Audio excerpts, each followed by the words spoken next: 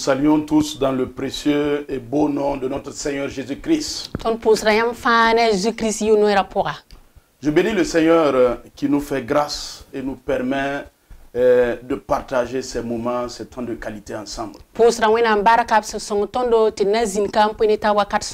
C'est avec humilité que je bénis le Seigneur et je dis merci pour la vie de mon père spirituel et de ma maman spirituelle, le docteur Paul Kaboré et maman Célestine Kaboré.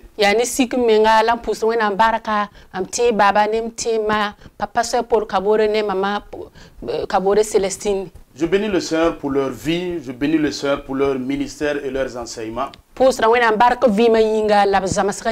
Parce que cela est une école pour moi, cela est une école pour beaucoup de personnes dans l'église et aussi dans l'église corps de Christ.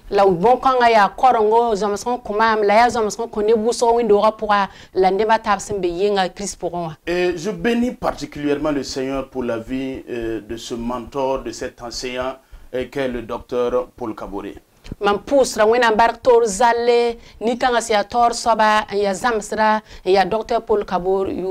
Et qui a bien voulu aujourd'hui nous prêter son pupitre pour que nous parlions ensemble, pour que nous partagions la parole du Seigneur ensemble ce soir.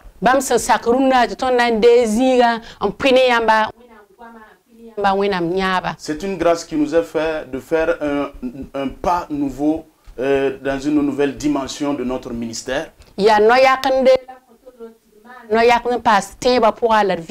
Notre ministère a son côté pour le Seigneur. Et aujourd'hui, je m'identifie à un Timothée sous le leadership et l'influence positive d'un Paul.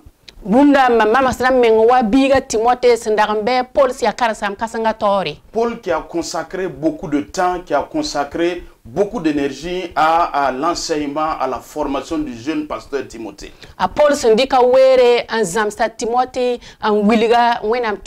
Pour lui montrer comment est-ce que sa jeunesse, comment est-ce que sa force, comment est-ce que sa vie pouvait être un instrument, comment est-ce qu'il pouvait être un serviteur entre les mains de l'Éternel.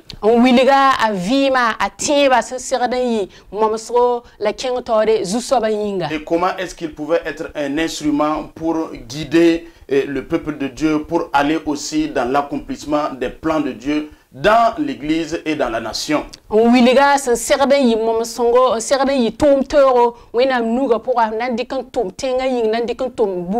Alors je prie que sa vie soit bénie par le Seigneur. Et que tous les pères du Burkina Faso qui sont des repères pour nous soient bénis par le Seigneur et qu'ils aient aussi une vie impactante et bénissante pour le peuple de Dieu au nom de Jésus.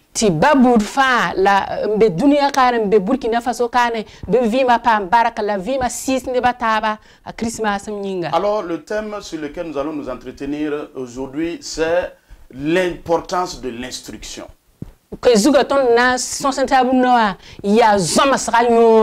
L'importance de l'instruction que nous recevons de nos pères. L'importance de l'instruction que nous recevons des enseignants, des leaders que le Seigneur met devant nous.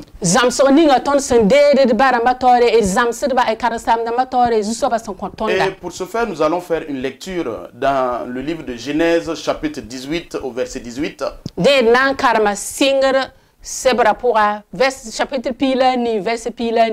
Genèse 18, 18. Et là-bas, c'est le Seigneur qui parle. Et il dit quoi? Abraham deviendra certainement une grande et puissante nation. Et en lui seront bénies toutes les nations de la terre. Car je l'ai choisi afin qu'il ordonne à ses fils et à sa maison après lui de garder la voie de l'Éternel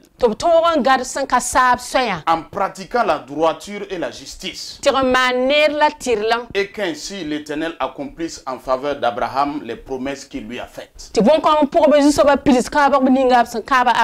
Que le Seigneur bénisse sa parole.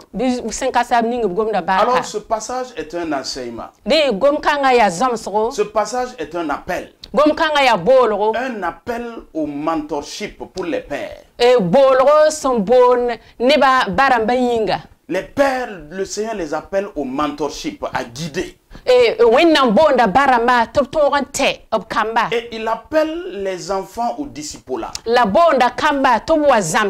Parce que si nous voulons en tant que nation, si nous voulons en tant qu'église, si nous voulons en tant que chrétiens, voir la promesse de Dieu s'accomplir pour nous, nous devons accepter cet appel au mentorship et au discipulat. Et le Seigneur Jésus-Christ nous le dit aussi dans Jean 15, 15 à 16. Il dit quoi là-bas? Je vous ai appelé amis. Parce que je vous ai fait connaître tout ce que j'ai appris de mon Père. Cela veut dire qu'il nous a enseigné ce qu'il a reçu du Père, ce qu'il connaît du Père. Et alors il continue au verset 16 en disant: ce n'est pas vous qui m'avez choisi, mais moi je vous ai choisi et je vous ai établi afin que vous alliez et que vous portiez du fruit et que votre fruit demeure, afin que ce que vous demandez au Père à mon nom, il vous le donne.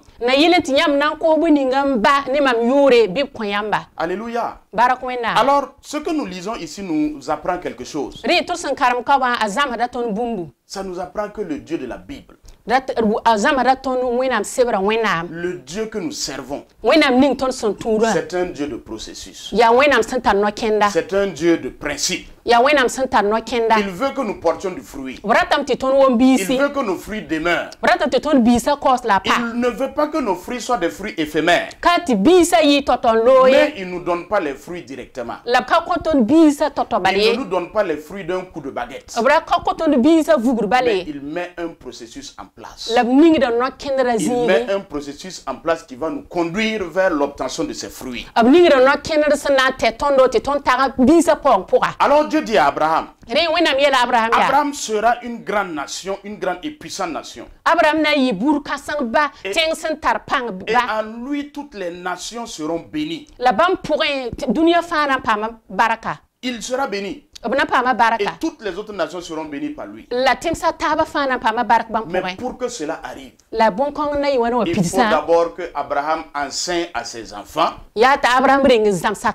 que ses enfants acceptent l'enseignement et qu'ils marchent sans se détourner de ce que Abraham les a enseigné. Qu'ils marchent en pratiquant la droiture et la justice. Alors, à la lecture de ces versets, nous voyons que le Dieu de notre appel, c'est un Dieu qui met un point d'honneur sur l'instruction, sur l'enseignement.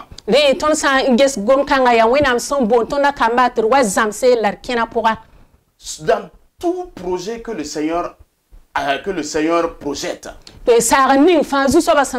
quand il a un projet, quand il a une vision, il met un point d'honneur sur l'instruction et sur le modèle. Et lorsque nous voyons dans la Bible, lorsque nous voyons plusieurs exemples, plusieurs personnages bibliques dans la Bible, nous voyons que toutes ces personnes que Dieu a choisies, qu'il voulait élever, qu'il voulait utiliser comme des instruments, il les a d'abord envoyé un modèle. Il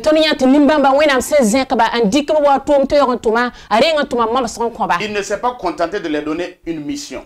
Il ne s'est pas contenté de leur donner une prophétie. Mais il leur a donné une référence. Il leur a donné un modèle. C'est ce qu'il a dit à Josué. Dans Josué 1, verset 7. Fortifie-toi et aie bon courage.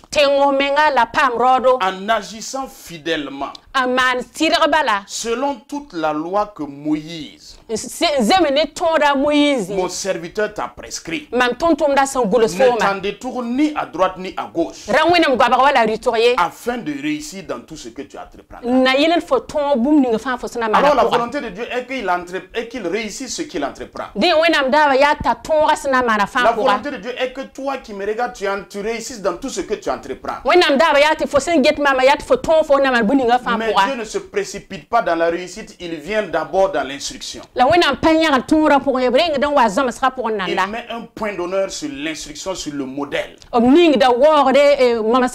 La personne, il y a un modèle que le Seigneur met devant toi. Parce que dans sa sagesse infiniment variée, le Seigneur sait. Il est au courant que la force, le courage sont indispensables à la réussite, au succès. Mais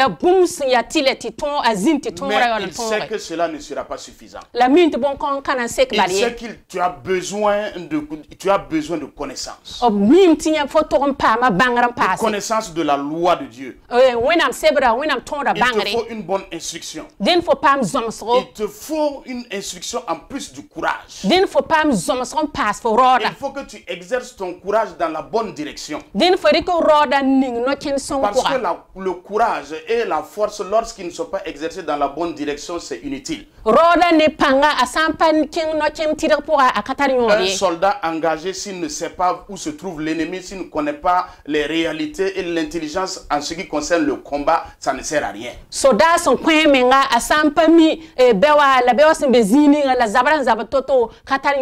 Même son courage, malgré son courage, malgré sa force, il n'aura pas de résultat parce qu'il manque d'intelligence sur l'ennemi et il manque d'intelligence sur le combat.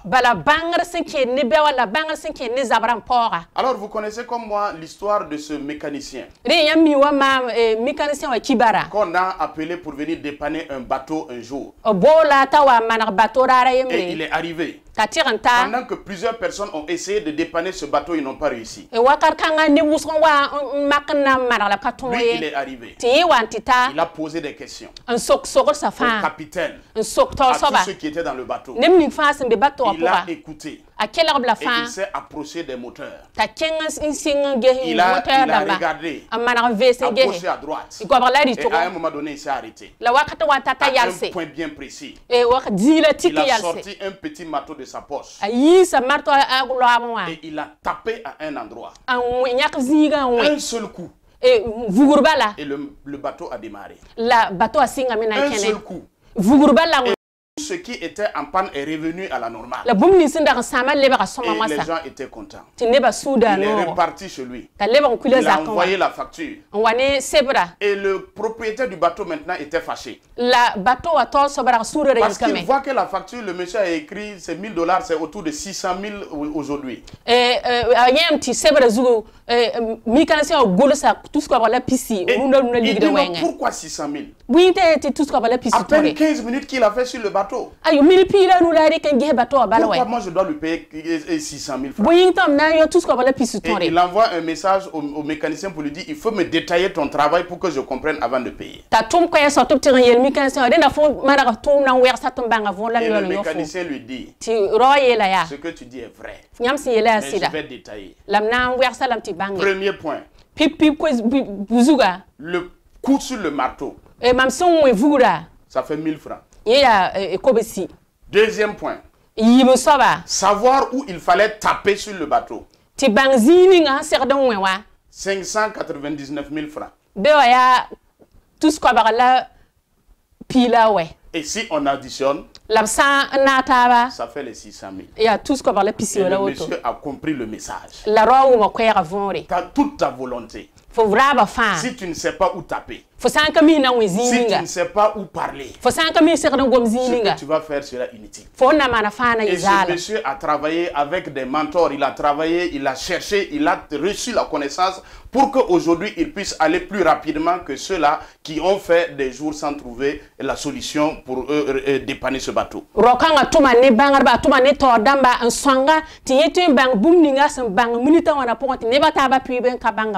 je te raconte cette histoire, mon frère. Ma soeur, c'est pour que tu saches aussi longtemps que tu n'associeras pas la connaissance à ta foi, la connaissance des lois de Dieu à la foi, aussi longtemps que tu n'auras juste que le courage et sans l'intelligence renouvelée, ta prophétie sera toujours en attente de toi. Tu as eu la prophétie, mais elle sera en train d'attendre quelque chose. Ta prophétie attend une nouvelle version de toi pour s'accomplir. Ta prophétie attend une nouvelle personne, moulée par les enseignements, par les instructions de tes pères que Dieu a envoyés pour s'accomplir.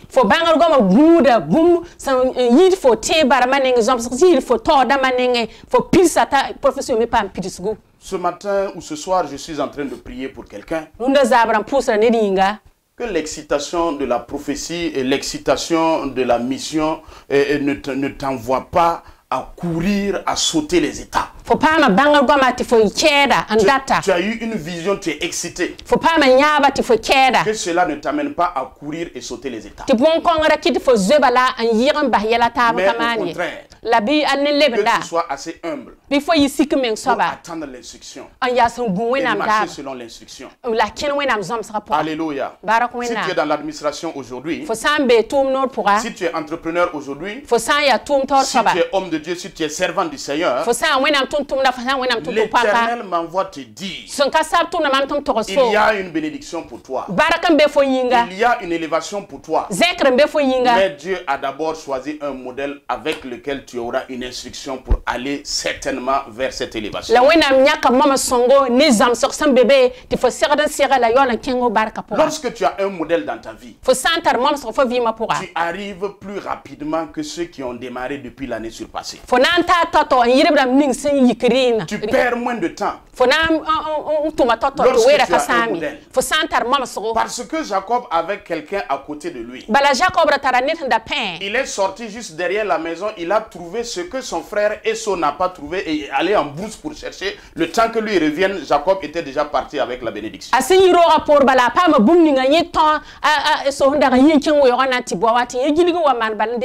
Lorsque la Chine, le pays que nous appelions le pays de la photocopie conforme, lorsque ce pays a un modèle, il atteint le développement en 40 ans là où les gens ont fait 120 ans avant de l'atteindre. Alors moi, ma prière pour quelqu'un aujourd'hui, si dans ta famille il n'y a pas de modèle, si dans ta famille il n'y a pas de modèle en pureté, il n'y a pas de modèle dans les affaires, il n'y a pas de modèle dans l'intercession,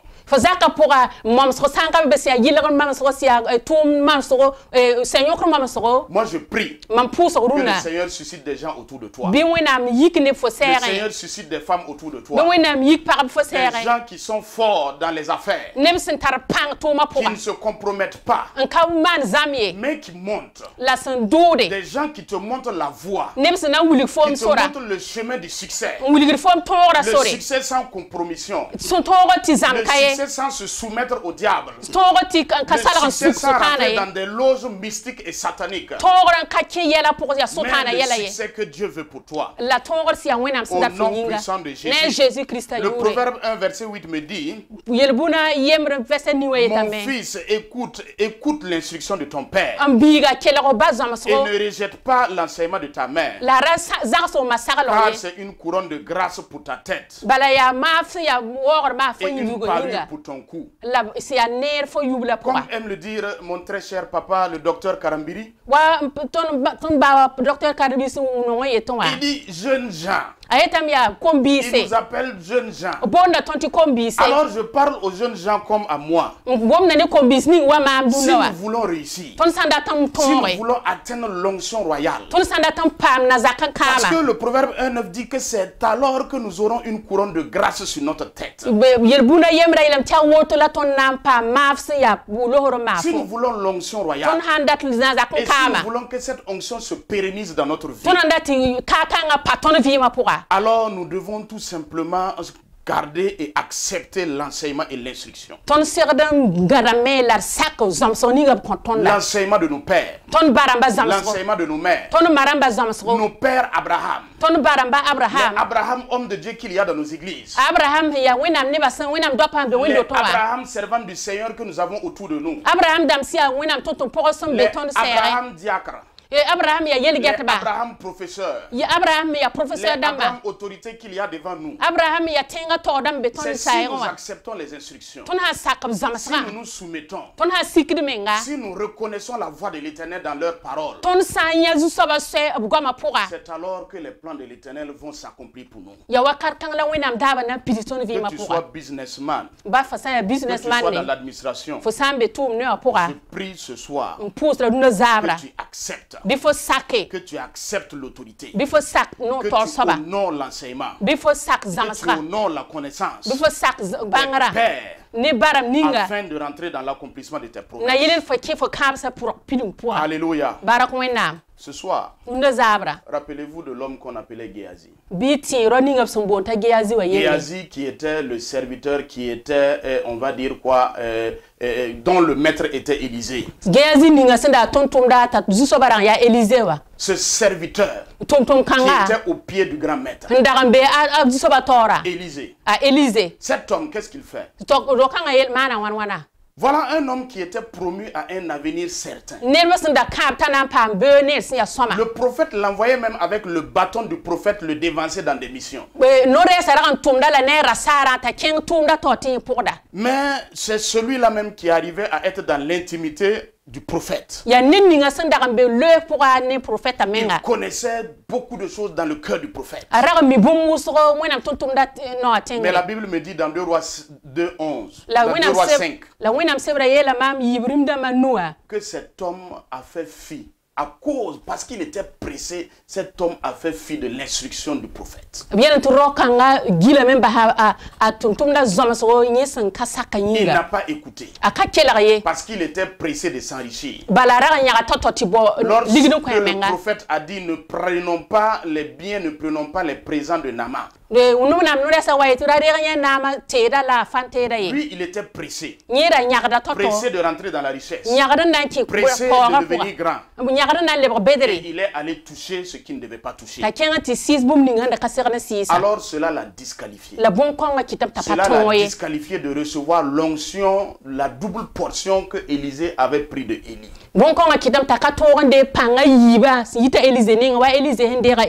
Élisée lui a dit, était-ce le moment de prendre de l'argent, de prendre des habits, de prendre des servantes? Cette phrase m'interpelle et doit t'interpeller. Parce que Élisée ne veut pas dire qu'on ne doit jamais prendre cela. Mais il dit, était-ce le moment? Cela veut dire qu'il y aura un moment pour le faire. Mais le moment n'est pas encore arrivé. Mais comment connaîtrons-nous le moment? Comment saurons-nous ce que nous devons faire? Et comment saurons-nous comment nous allons faire si nous n'avons pas un Élisée devant nous? Et si nous avons un Élisée, comment nous saurons si nous n'écoutons pas le Élisée? Alors ce soir, je prie que quelqu'un écoute le Élisée qui est devant nous. Ma soeur, toi qui es dans la recherche du mariage, rappelle-toi de la sœur Ruth. La sœur Ruth qui était une femme belle de figure. mais qui a failli rester dans le célibat n'eût été l'intervention de la maman Naomi. Parce que Naomi lui dit dans Ruth 3 verset 3, lève-toi, lave-toi, pointe-toi, puis remets tes habits, descends dans l'air. Tu ne te feras pas connaître à lui jusqu'à ce qu'il ait achevé de manger et boire. Et quand il ira se coucher, observe le lieu où il se couche. Va ensuite, découvre ses pieds et couche-toi. Il te dira lui-même ce que tu dois faire. Malgré sa beauté, malgré ses parfums, malgré sa forme, Ruth allait ignorer ce code-là. Ce code qui dit va, découvre ses pieds et couche-toi.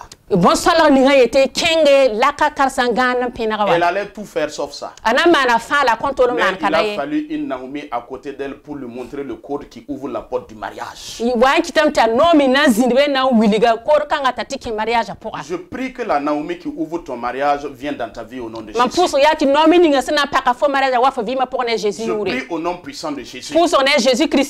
Un disciple nommé Joseph d'Arimathée qui va te montrer comment réussir dans la vie et étant quand même disciple du Seigneur, vient et t'enseigne les codes au nom puissant de Jésus. Joseph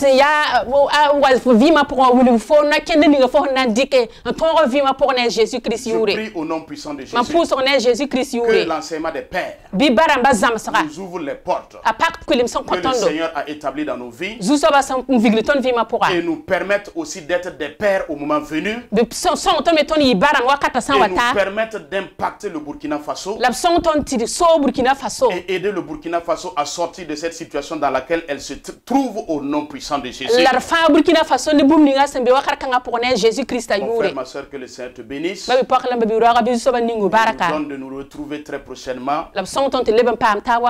Encore à l'écoute du Seigneur au nom puissant de Jésus. Amen.